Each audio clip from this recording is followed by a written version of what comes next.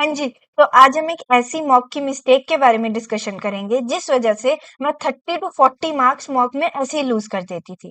ठीक है, लाइक मेरी कंसेप्चुअल क्लैरिटी भी सही होती थी, मेरी रिवीजन भी सही चल रही होती थी, मेरी सॉल्विंग भी सही चल रही होती थी। स्टिल मेरी एकेडमिक चीजें सारी सही चलने के बाद भी जो मेरा मॉक का स्कोर था वो 150 टू 160 के अराउंड ही रहता था। और मुझे समझ ही नहीं आता था कि मैं इतनी मेहनत कर रही हूँ, मेरी सारी चीजें सही चल रही है, क्यों मेरा स्कोर बिल्ड नहीं हो रहा है। तो इसका जो आंसर था वो मुझे एनालिसिस से मिला था, जो कि ये था कि मैंने एक गलती करती थी मॉक में। कि कई बार होता है ना कि हम क्वेश्चन को देखते ही ये डिसाइड कर लेते हैं कि ये तो मेरे से बनेगा ही नहीं। मेरी वो हैबिट बन गई थी कि अगर मेरा मन नहीं कर रहा होता था या मुझे ऐसे लगता था ना कि क्वेश्चन थोड़ा और ज्यादा लेंदी जाएगा, तो मैं क्वेश्चन को देखते ही स्किप कर देती थी। ऐसे भी नहीं कि जैसे हमने राउंड वाइज में ये डिस्कस किया कि अगर आपको क्वेश्चन देख के लग रहा है कि वो टाइम टेकिंग है, तो आप उसको राउंड 3 में रखो कि आप लास्ट में टाइम दोगे। मैं ऐसे भी नहीं करती थी, मैं कंप्लीटली स्किप मार देती थी कि मैं उसको सॉल्व ही नहीं करूंगी। और इस वजह से गलती ये होती थी कि जब मैं एनालिसिस करती थी ना, तो मुझे 7 टू 8 क्वेश्चन ऐसे दिखते थे जो मैं कर सकती थी, जो इजी भी थे, डुएबल भी थे, बट मेरा मन नहीं कर रहा था, वो एक इनर्शिया था माइंड में, तो मैंने उसको सॉल्व नहीं किया, स्टार्ट तक नहीं किया, और मैंने आंसर मार्क नहीं किया, और मेरे जो डुएबल क्वेश्चन है वो अनअटेम्प्टेड रह गए। तो इसी वजह से मेरा जो स्कोर था वो बूस्ट नहीं हो पा रहा था। तो देन मैंने इसको एनालाइज किया मॉक एनालिसिस में, एंड देन मैंने इस पे काम करना शुरू किया।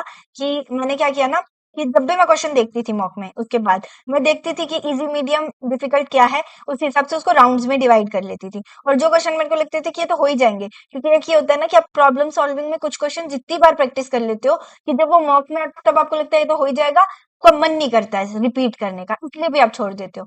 तो मैंने ये नहीं किया। मैं जैसे ही क्वेश्चन को देख रही होती थी ना, ये किया हुआ है, ये होगा, ठीक है, बट मन नहीं कर रहा वाला थॉट भी आता था ना, मैं उसी को वहां रखती थी और उसको सॉल्व करना शुरू करती थी। अगर वो इजी है तो मैं तभी सॉल्व कर लेती थी। स्टिल अगर वो लेंदी भी होता था तो मैं उसको राउंड 3 के लिए रखती थी, मार्क फॉर रिव्यू करके, एंड राउंड 3 में आके उसको सॉल्व करने का ट्राई करती थी। एंड उससे मुझे ये दिखा कि कुछ क्वेश्चंस ना आपके ऑप्शन से भी बन जाते हैं, चाहे वो आपको कंसेप्ट थोड़ा थोड़ा ब्लरी याद हो। तो मैंने उसको यूज करना शुरू किया, मैंने क्वेश्चंस को ऐसे रैंडमली स्किप करने की बजाय अपनी क्वेश्चन सिलेक्शन को इम्प्रूव करके उन क्वेश्चन को अटेम्प्ट करना शुरू किया। कि नहीं, मेरा इनर्शिया के बेसिस पे मैं क्वेश्चंस को नहीं करूंगी। तो मैंने फिर क्वेश्चंस को इंटेंशनली सॉल्व करना शुरू किया, इनर्शिया ब्रेक करना शुरू किया, एंड देन मुझे दिखा कि मेरा जो स्कोर है वो 150 से 180 गया, एंड एक्चुअल एग्जाम में मैंने 216 स्कोर किया था। तो इसीलिए बोलते हैं ना कि जो मॉक एनालिसिस वाला पार्ट होता है ना, वो बहुत ज्यादा इंपॉर्टेंट हो जाता है, क्योंकि आप बहुत सारी गलतियां मॉक्स में कर रहे होते हो लेकिन आपको पता ही नहीं चलती है। और उनको पता करने के लिए सबसे सिंपल मेथड इज खुद के साथ बैठो, मॉक को खोलो और वहां से देखो कि गलतियां क्या हो रही है। अपनी गलतियों को वहां से निकालो, उनको कैटेगराइज करो, और देन उन पे काम करना शुरू करो। क्योंकि जब तक काम नहीं करोगे, जब तक उस पे इम्प्रूव नहीं करोगे, तक मॉक का स्कोर इम्प्रूव नहीं होगा। इसलिए अपने मॉक एनालिसिस को बहुत ज्यादा स्ट्रॉन्ग करना है। और मैं मॉक एनालिसिस पेन पेपर के थ्रू करती थी।